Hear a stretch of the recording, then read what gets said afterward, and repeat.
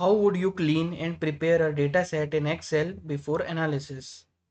Hello everyone, welcome to today's session on one of the most important and frequently asked data science interview questions. Today we are going to talk about data cleaning and preparation in Excel. Before diving into the answer, let's understand why this question matters so much. In the real world, data is almost never perfectly organized.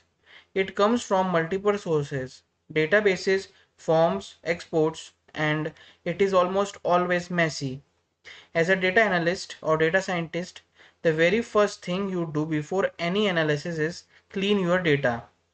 In fact, it is widely said in the industry that data professionals spend nearly 60 to 80% of their time just cleaning and preparing data. So if you can confidently answer this question in an interview, you immediately stand out as someone who is practically experienced. Now let's go through the complete step-by-step answer that you should give in an interview. First, remove duplicates. Excel provides a built-in feature called remove duplicates, found under the data tab. Duplicate rows are one of the most common issues in raw data sets.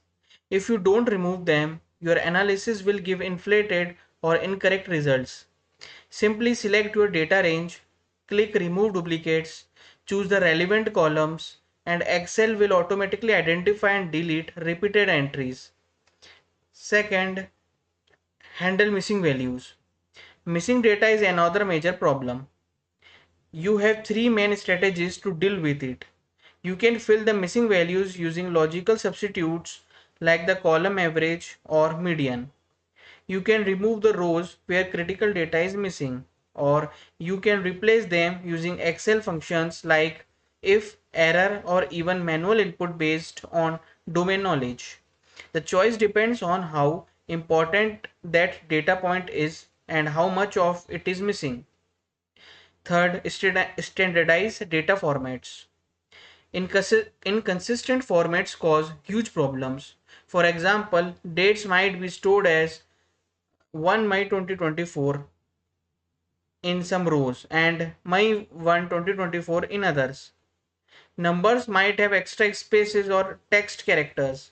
You need to ensure that all date columns following one consistent format, all numbers are stored as numbers, not text, and text is uniformly cased using functions like upper, lower, or proper. Fourth, use filters and sorting to identify inconsistencies. Before you even start fixing data, it helps to look at it carefully. Applying Excel filters and sorting columns helps you quickly spot unusual entries like a negative age, a sale amount of 0 when it shouldn't be, or a city name that has been misspelled in different ways. Fifth, apply data validation. Data validation is a preventive measure. You can set rules in Excel so that only valid data can be entered in a column. For example, only numbers between 1 and 100 or only specific text values from a drop-down list. This is especially useful when you are working with shared files where multiple people enter data. Sixth, use functions like trim, clean, and if. These are your cleaning toolkit in Excel. Trim removes extra spaces from text. This is extremely common because data copied from other systems often has leading or trailing spaces that are invisible but cause mismatches.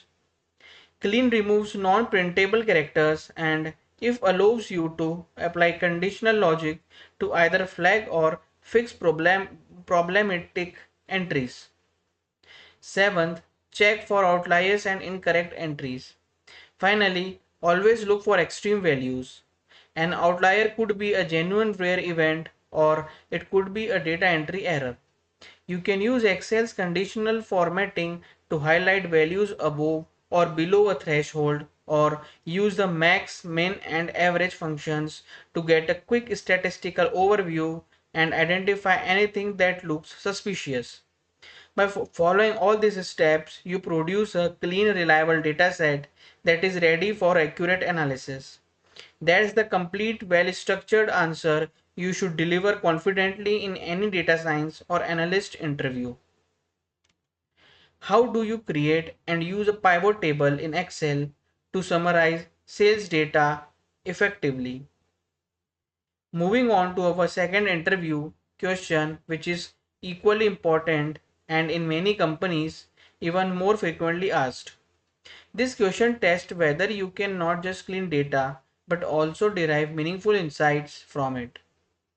The topic is pivot tables, which is one of the most powerful features in Excel for data summarization. Let's break down exactly what a pivot table is and how to create one step by step. A pivot table is a dynamic interactive summary table in Excel that allows you to reorganize, group, and analyze large amounts of data within seconds without writing a single formula. It is the go-to tool for any business analyst working with sales, finance, or operational data. Here is how you create and use one effectively. Step 1. Select your data set and go to Insert Pivot Table. First, click anywhere inside your sales data table. Make sure your data has clear column headers like region, product, sale amount, date, etc. Then go to the Insert tab on the ribbon and click Pivot Table. Excel will automatically detect the range of your data. Step 2. Choose where to place the pivot table. A box will appear asking whether you want to place the pivot table in a new worksheet or in an existing location. For better organization, it is generally recommended to place it in a new worksheet so your raw data remains untouched and separate. Step 3. Drag fields into rows, columns, values and filters. This is the core of how a pivot table works. On the right side, you will see a field list panel with all your column names.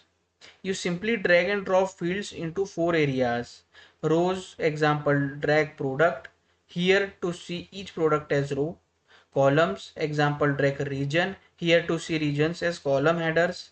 Values, example, drag sales amount here to see the numbers. And filters, example, drag year here to filter the entire table by a specific year. Step 4. Use sum or count to summarize sales data. In the values area, allows you to choose how to aggregate the numbers. For sales data, you will most commonly use sum to get total sales, but you can also use count to see how many transactions occurred, average to find average order value, and more. You can right click any value in the pivot table and choose Summarize Values by to switch between these options.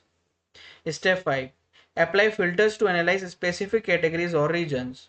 Once your pivot table is ready, you can use the built-in filter drop-downs on row and column labels to drill down into specific subsets of data.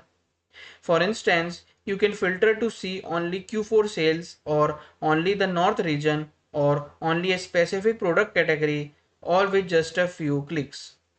Step 6. Use sorting and grouping for better insights.